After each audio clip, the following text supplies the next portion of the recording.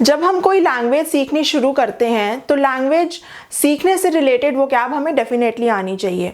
अगर आपने इस वीडियो का पार्ट 1 नहीं देखा है तो पार्ट 1 भी ज़रूर देखिएगा। अभी हम शुरुआत करेंगे ऐसे वर्ड से जो बहुत हमारे लिए डिफ़िकल्टी पैदा करता है इंग्लिश में, जो कि है उच्चारण वर्ड्स का। हम उसे कहते हैं प्रोनंसिएशन। इसे नोट करिए, हम कहते हैं प्रोनंसिएशन।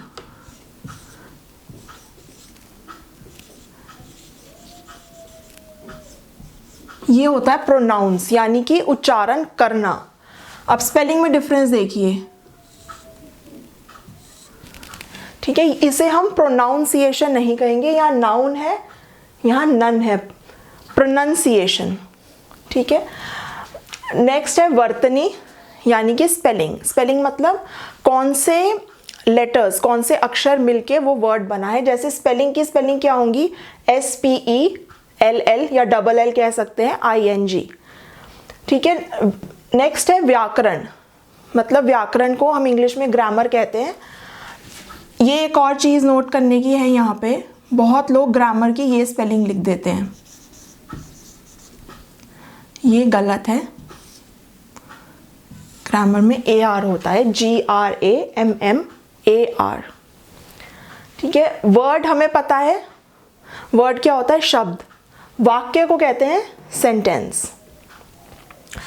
विराम चिन्ह, जैसे कि प्रश्न चिन्ह हो गया या पूर्ण विराम हो गया, उन्हें हम इंग्लिश में कहते हैं पंक्चुएशन मार्क्स, ठीक है। पंक्चुएशन मार्क्स, चिन्ह मतलब मार्क।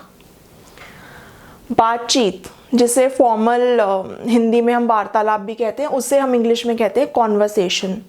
नोट करिए, इसमें डिफरेंस है। कॉन्वर्सेशन और स्पीच अलग है। स्पीच होती है जिसे हम हिंदी में व्याख्यान कहते हैं, ठीक है। तो बातचीत, कॉन्वर्सेशन, व्याख्यान, स्पीच। मातृभाषा को कहते हैं मदर टंग। अब टंग होती है हमारी जीभ, है ना, तो हम जीभ का इस्तेमाल करते हैं बोलने में। कई बार लैंग्वेजेस को भी टंग कह देते हैं, जैसे कि उर्दू में हम ज़बान कहते हैं भाषा को, ठीक है। तो मदर टंग। और राष्ट्रभाषा को कहेंगे नेशनल लैंग्वेज।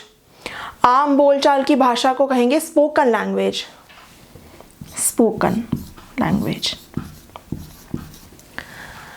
ठीक है। और इंग्लिश सीखने का हमारा ऑब्जेक्टिव क्या है कि हम फ्लुएंट हो पाएँ। यानी फ्लुएंट होना मतलब जैसे हम बात करते हैं, जो हमारा बात करने का तरीका, उसमें एक फ्लो, एक प्रवाह होना चाहिए, ठीक है। तो उसे कहते हैं फ्लुएंट, FLUENT। और बात जिस तरीके से की जाती है उसे कहेंगे फ्लुएंटली।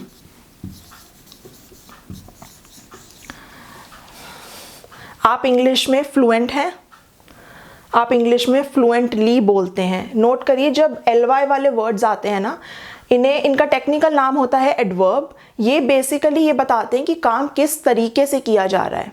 वो काम करता है स्मार्टली, वो प्रेजेंटेशन देता है कॉन्फिडेंटली, ठीक है। इंग्लिश बोलता है फ्लुएंटली, और ये कर पाने की एबिलिटी को कहेंगे फ्लुएंसी, ठीक है। तो सब रिलेटेड वर्ड्स हैं।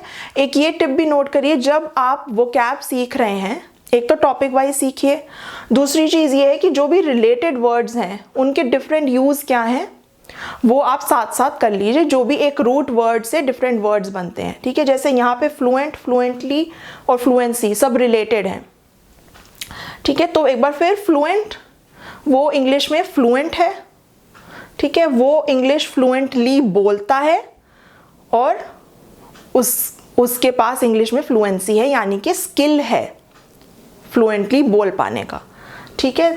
तो एक बार फिर से, उच्चारण, प्रोनंसिएशन, वर्तनी, स्पेलिंग, व्याकरण, ग्रामर, वाक्य, सेंटेंस, विराम चिन्ह को कहते हैं पंक्चुएशन मार्क्स, बातचीत है कॉन्वर्सेशन, व्याख्यान, स्पीच, मातृभाषा, मदर टंग, ठीक है।